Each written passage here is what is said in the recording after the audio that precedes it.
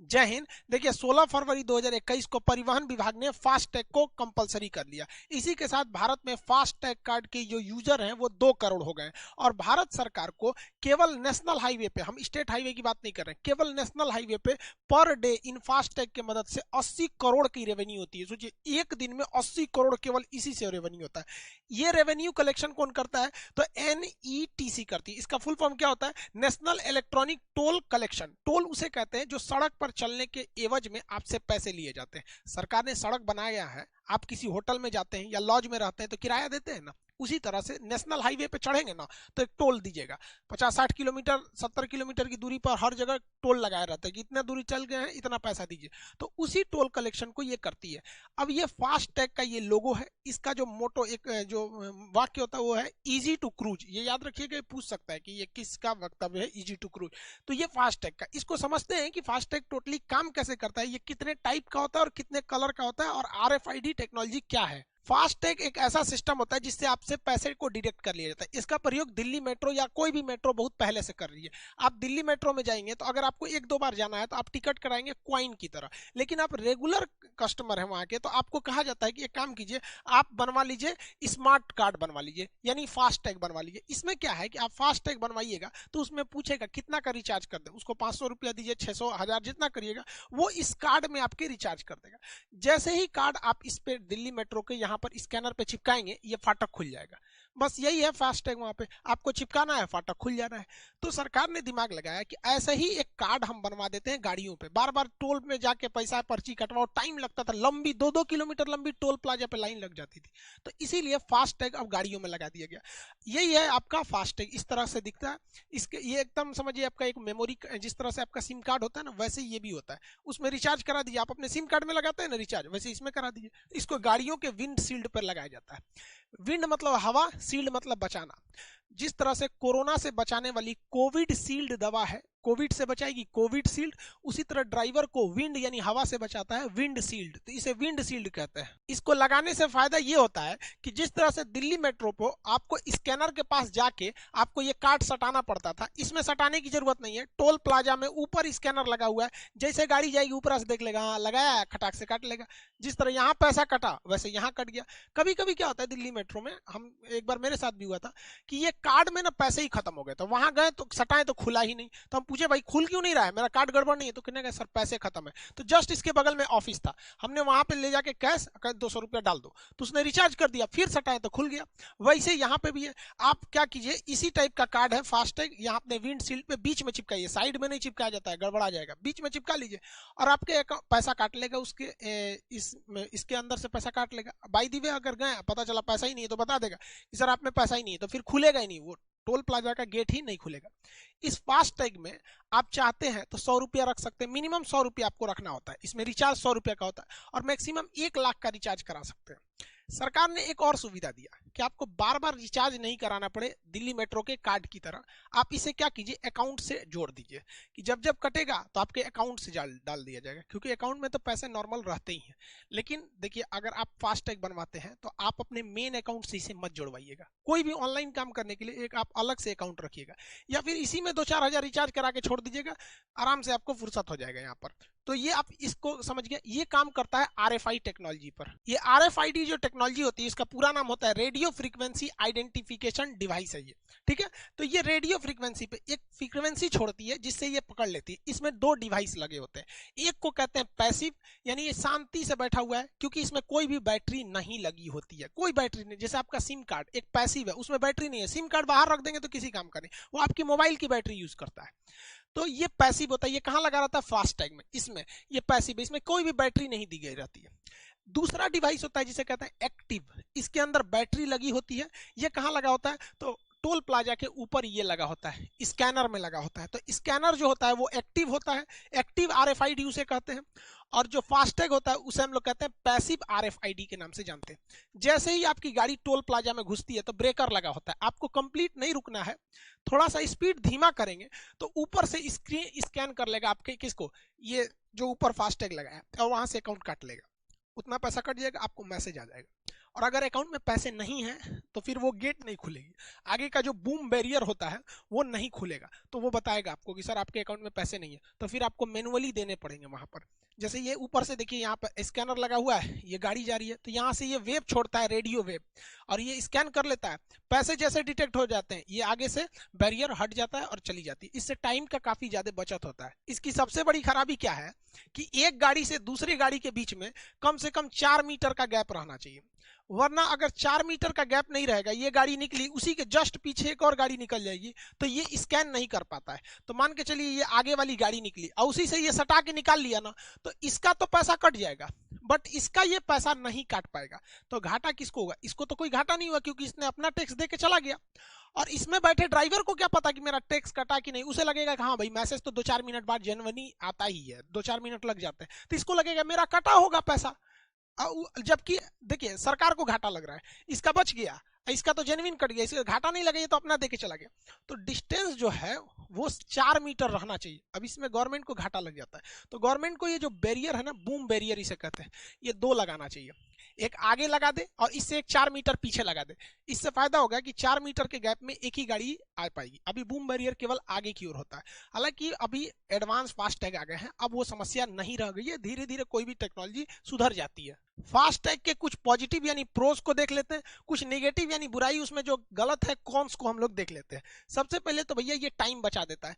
Cash लेन then में मिलाओ change है नहीं है तो लंबी लाइन लगती थी जिससे टाइम बर्बाद होता था, और गाड़ियां स्टार्ट करके रखनी होती थी तो फ्यूल बर्बाद होता था, जिससे कि बहुत ज्यादा मात्रा में पोल्यूशन होता था। पोल्यूशन होगा और फ्यूल तो जलेगा आपका, तो पैसे आपके जाएंगे, तो इससे ये सारी चीजें हो जाएंगी, पैसे आपके कम लगेंगे।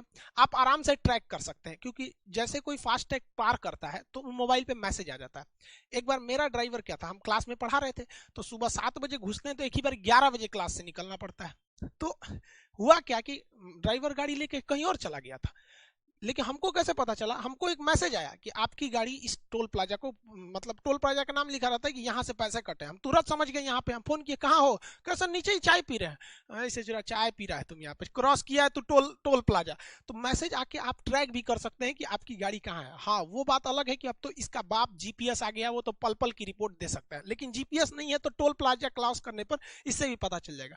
इससे कि गवर्नमेंट को मेन पावर कम लगाना पड़ेगा, सबसे टैक्स कलेक्शन की वजह से, जिससे कि करप्शन कम होगा। जितने ज्यादा आदमी बैठेंगे उतने ज्यादा करप्शन करेंगे गवर्नमेंट ऑफिस में, लूट पाट नहीं होगी। लोग क्या करते थे, रात में टोल प्लाजा लूट लेते थे, अगल बगल के आएंगे सर टोल प्लाजा लूट के भाग जाएंगे सर, तो लूट नहीं होगी। दूसरा, कई को दबंग आदमी थे सब, टोल प्लाजा का तो पैसा नहीं देंगे, जाएंगे, जाओ ससुरा जाओ अब यहाँ पे, तो मत दो ना पैसा, वहां पे ऊपर लगा हुआ है टोल आपका वो स्कैनर पकड़ लेगा वहां पे। तो इससे कई सारे फायदे होंगे, लेकिन इसके कुछ घाटा भी है। देखिए कौन सी यानी निगेटिव चीज क्या है कि कभी कभी जो ऊपर की स्कैनर मशीन होती है ना, इसके ऊपर स्कैन करने वाला, उसमें टेक्निकल प्रॉब्लम आ जाता है, जिस वजह से वो ससुरा फास्ट टैग वाला काम ही नहीं करता है, तो कहेगा उस पे चल जाइए, वो कैश भी नहीं, या तो फिर कैश लेगा या तो दूसरे पे भेजेगा, टेक्निकल प्रॉब्लम आ जाता है। अब हम लोग के भी एप्लीकेशन पे जो स्टूडेंट एप्लीकेशन के होंगे देखते होंगे, अक्सर कभी टेक्निकल प्रॉब्लम आ जाता है तो भाई मैसेज दिया जाता है कि आज ये क्लास सस्पेंड है क्योंकि टेक्निकल प्रॉब्लम है। वैसे यहाँ भी टेक्निकल प्रॉब्लम आ सकती है। एक और समस्या क्या है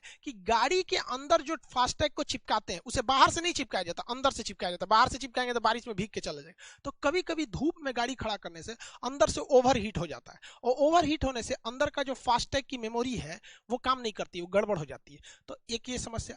डबल चार्ज अब की नियम लगा दिया गया है कि अगर आपकी गाड़ी फास्ट टैग लाइन में घुस गई और आपके गाड़ी पर फास्ट टैग नहीं लगा हुआ है, तो मान के चलिए यहाँ पर टोल यानी जो है वो 200 रुपए है, तो आपसे डबल चार्ज कटेगा 400 रुपए कि काहे घुसा रहे तुम बिना फास्ट टैग का, काहे घुसा, मतलब डबल पेनल्टी। क्यों? क्योंकि सरकार भी चाहती है कि भैया स्मूथली चले कोई भी चीज। दूसरा कि ऑनलाइन ट्रांजैक्शन हो, ऑनलाइन ट्रांजैक्शन से करप्शन नहीं होता है, सबको पता होता है इस गाड़ी से इतना आया, हिसाब किताब में कोई दिक्कत नहीं होता, 2 मिनट में ऑनलाइन हिसाब निकल जाता है, बैंक का स्टेटमेंट मोबाइल से तुरंत निकल जाता है, तो इससे ये फायदा हो जाता है। लेकिन एक सबसे बड़ी समस्या है लोकल लोगों को। लोकल लोग को क्या है, मान के चलिए एक टोल प्लाजा है, किसी का घर उधर है और दूसरा घर इधर या खेत वगैरह इधर है यहाँ पे, तो अगल यहीं से बार बार जाना है, जैसे वो शहर है यहाँ पे, तो भाई साहब वो एक बार जाएगा तो टैक्स देगा, शाम को ड्यूटी करके आएगा तब देगा, जाएगा आएगा जाएगा आएगा, पागल हो जाएगा भैया जिसका टोल प्लाजा के पास घर है, तो आधा उधर आधा इधर इधर। आप भी अपने शहर में रहते होंगे तो गांव गांव शहर में 1-2 किलोमीटर में हमेशा काम आता होगा। सोचिए अगर टोल प्लाजा पार करके जाना हो तो फिर हो गया वहां पे। तो ये एक निगेटिव पॉइंट है। हालांकि गवर्नमेंट ऐसे लोगों के लिए एक अलग से फास्ट टैग की व्यवस्था रखी है, उसी में जहां उसे रजिस्टर्ड कराना पड़ता है कि भैया हम लोकल बॉडीज हैं, तो उन्हें छूट मिल जाती है। दूसरी सबसे भयानक समस्या क्लोनिंग की हो जाती है। मेरा फास्ट टैग है, अभी ऐसी ऐसी टेक्नोलॉजी है कि मेरे फास्ट टैग का हूबहू एक नकली क्लोन बन जाएगा। अब वो तो मेरे अकाउंट से जुड़ा हुआ है या रिचार्ज हमने कराया है उसमें, अब वो किसी ने अपने गाड़ी में लगा लिया, पता चला वो टोल प्लाजा पार करेगा, कटेगा पैसा खान सर के यहाँ से, तो इसकी रिपोर्टिंग करनी पड़ती है। हालांकि क्लोनिंग हो जाता है, बहुत सारी चीज़ों की क्लोनिंग हो जाती है, क्लोनिंग की समस्या। दूसरा भैया प्राइवेसी, ये प्राइवेसी भी एक खतरनाक चीज़ है। हमारा टोल प्लाजा है तो गवर्नमेंट के पास डाटा है। अब पता चला हमको, हम कभी गवर्नमेंट से हम कहें कि भैया एसएससी में बहुत धांधली हो जाती है, कब रिजल्ट आएगा, कब वैकेंसी आएगी, कितने साल में क्लियर कराओगे, कोई पता नहीं है, हम आ रहे हैं अनशन करेंगे दिल्ली में। तो सरकार ने देखा अरे सोचा खान सर दिल्ली आ रहे हैं, बवाल होगा ज्यादा, एक काम करते हैं इनको ट्रैक कैसे किया जाए। तो सरकार कहेगी अच्छा खान सर का तो टोल प्लाजा होगा, टोल फास्ट टैग। अब जैसे जैसे हम पार करेंगे, जैसे जैसे वो टोल प्लाजा में गवर्नमेंट को मैसेज आएगा खान सर का गाड़ी यहाँ पार किया, यहाँ पार किया, पता चला कानपुर में हमको गायब कर दी, जा खान सर नजरबंद, 1 महीना बाद छूटेंगे।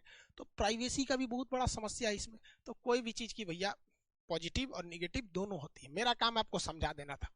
फास्ट टैग को 2 कैटेगरी में बांटा गया है और 7 अलग अलग कलर में बांटा गया है। टोटल फास्ट टैग का जो कार्ड मिलता है एटीएम की तरह जिसे विंडशील्ड पे चिपकाना होता है, उसके टोटल 7 कलर होते हैं और इन्हें 2 कैटेगरी में बांटते हैं। पहला एम कैटेगरी होता है, इसमें केवल एक ही टाइप के व्हीकल्स को रखते हैं, वो होता है प्राइवेट व्हीकल या प्राइवेट कार। प्राइवेट कार उसे कहते हैं जिसका नंबर प्लेट व्हाइट कलर से रखता है, मतलब वो हम अपने काम के लिए लगा रहे हैं, उसे हम भाड़ा पे नहीं चलाते हैं या उसे सामान वामान नहीं ढोलते हैं, हम अपने पर्सनल यूज के लिए कर रहे हैं। तो जो उसका कार्ड मिलेगा वो वायलेट कलर का मिलता है, वायलेट कलर का मिलेगा वो। और तो ये एक कैटेगरी हो गई। बाकी जो है एन टाइप, देखिए इसे हम लोग रखे हैं एम टाइप में प्राइवेट व्हीकल को, और जो कमर्शियल है जो भाड़ा ढोने के लिए है, कमाने के लिए है, ये सब के लिए उसे हम लोग रखते हैं एन टाइप में। एन टाइप में टोटल 6 कलर के आते हैं। तो एन टाइप में जो कलर है वो 6 हैं, तो 6 यहाँ 1 यहाँ, तो टोटल कलर हो गए 7। और फास्ट टैग की कैटेगरी हो गई 2, एक एम टाइप प्राइवेट और एन टाइप में कमर्शियल। एन टाइप में अलग अलग को समझते हैं। देखिए अलग अलग फास्ट टैग के कलर होते हैं, कलर में कंफ्यूजन नहीं होना है, आपका कलर अलग होगा, आपके एटीएम का भी अलग अलग कलर होता होगा। तो ये अलग अलग कलर के मिलते हैं, बट ये स्पेसिफिक होते हैं, ये कलर इन्हीं को मिलेगा। जैसे पर्सनल गाड़ी है तो आपका वायलेट कलर का मिलेगा, तो ये आपकी पर्सनल गाड़ियों पे लग जाएगा वायलेट कलर का। बाकी ये कलर किसको मिलेंगे अलग अलग गाड़ियों पे, उसको समझते हैं। देखिए अगर आपका कमर्शियल गाड़ी है, कमर्शियल मतलब जिसपे आप गाड़ी उड़ी ढोते हैं, पिकअप हो गया या फिर आपका लोडर छोटा मोटा हो गया वो सब, तो उसका आपका ऑरेंज कलर का कार्ड मिलेगा फास्टैग।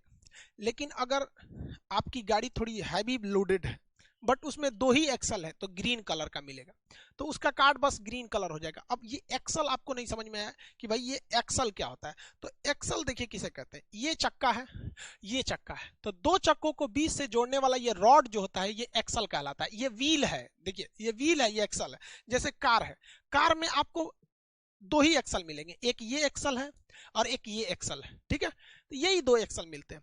जैसे ये कार है 2 एक्सल है, तो एक्सल तो इसमें 2 ही है बट व्हील 2 थोड़ी है, व्हील तो 4 है, 2 ये इस साइड में 2 इस साइड में, तो आप एक्सल समझ गए होंगे। तो एक्सल के हिसाब से आप दूसरा एक्सल देखिए ना, ये गाड़ी है मिलिट्री की, तो इसमें कितने एक्सल है, एक यहाँ एक्सल होगा, 2 3, तो इसमें टोटल 3 एक्सल है, 3 एक्सल होगा यहाँ पे। इसमें एक्सल गिनिए, एक इस वाले आमने सामने के लिए 1 एक्सल होगा, यहाँ दूसरा होगा, तीसरा, चौथा, तो इसमें 4 एक्सल की गाड़ी है। तो एक्सल पर ही लोड पड़ता है, बहुत सारा लोड तो ससुरा एक्सले रोकता है, वहां पर एक्सल कमजोर रहेगा टूट जाएगा गाड़ी। इसका एक्सल गिनिए ना, 1 एक्सल इसके लिए होगा, दूसरा 3 4 5, 5 एक्सल की गाड़ी है ये। खाली एक्सल है 1 2 3 4 5 6 7 8, ये 8 एक्सल की है। देखिए हम चक्का नहीं गिने हैं, फिर समझा रहे हैं, एक्सल है, चकवा तो उधर भी होगा, एक्सल समझ में आ गया आप लोग को। तो उसी तरह जिसमें 3 एक्सल रहेगा वो येलो कलर का रहेगा, येलो कलर का कार्ड मिलेगा उसको।